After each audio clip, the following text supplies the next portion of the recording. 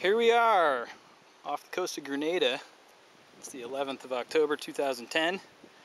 I just landed a big kingfish, baby. King mackerel. This thing is enormous.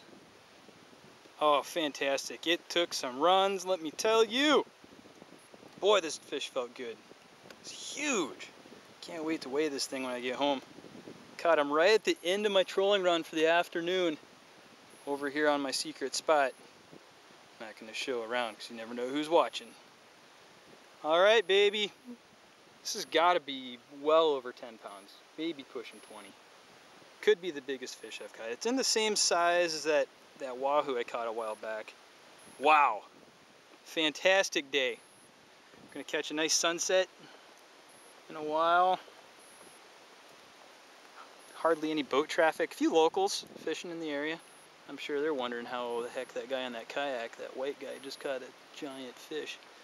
So, anyway, signing off. Ciao.